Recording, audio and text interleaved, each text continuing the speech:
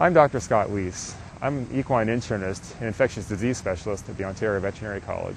What I'd like to talk about today is ways to decrease the risk of exposure to West Nile virus, both for yourself and for your horses.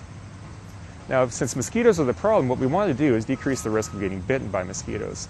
And there are a couple ways we can do that. One is trying to get rid of mosquitoes. The fewer mosquitoes around, the less risk there's going to be. The other approach is trying to live with the mosquitoes, even if they're in the area, try and reduce the chances they're going to bite ourselves or our horses. And there are a variety of measures we can do. Some are fairly easy and common sense that everyone should consider to reduce the risk to themselves and their horses.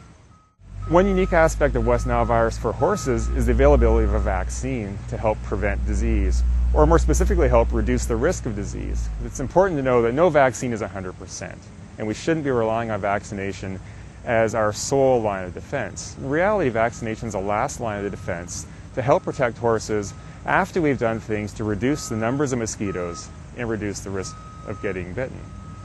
Now, vaccination can be a very important part of West Nile virus prevention in certain areas, depending on the risk based on West Nile virus in the area, mosquitoes in the area, and other factors. It's important for people to talk to their veterinarians about whether their horse should be vaccinated against West Nile virus and how to do so.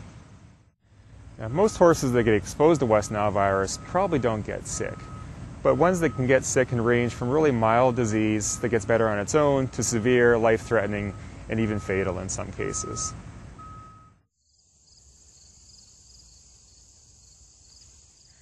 So it's obvious if there are no mosquitoes, we're not going to get bitten and acquire West Nile virus. What we want to do is reduce the numbers. Now, we know we're never going to get rid of all mosquitoes, but there are certain things we can look at to reduce the breeding grounds and reduce their numbers. Mosquitoes love standing water. Any water that's been sitting around for a few days is a prime breeding ground.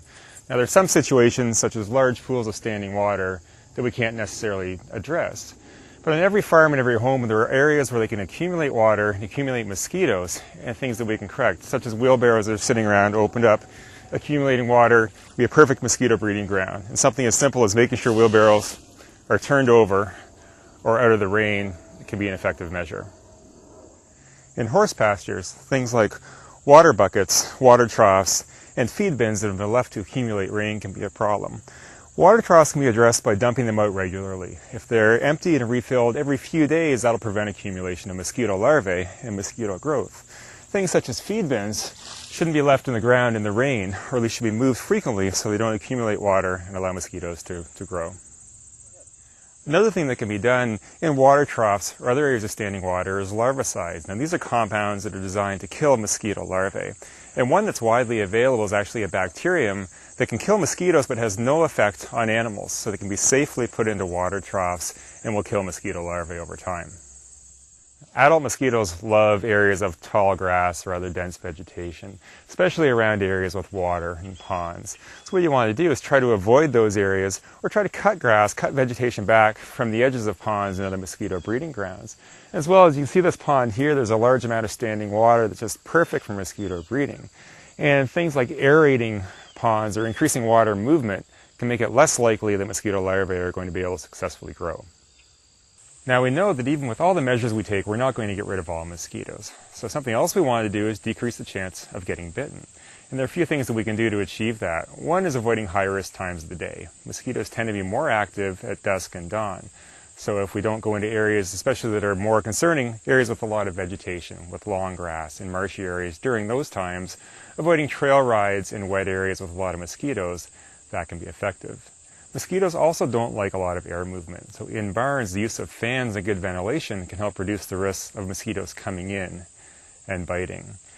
For protecting yourself, wearing long-sleeved clothing, long pants, especially in high-risk areas, can be similarly effective. While West Nile can undoubtedly be a serious disease, it's important to keep things in perspective. Despite there being large numbers of mosquitoes and people getting bitten on a regular basis, it's still a fairly rare disease in Ontario in both people and horses. And we shouldn't let the fear of West Nile virus curtail our daily activities or enjoyment of life and enjoyment of horses. That being said, we should try to implement measures, especially the practical, really easy, simple measures, to try and reduce the risk of mosquito bites and mosquito growth.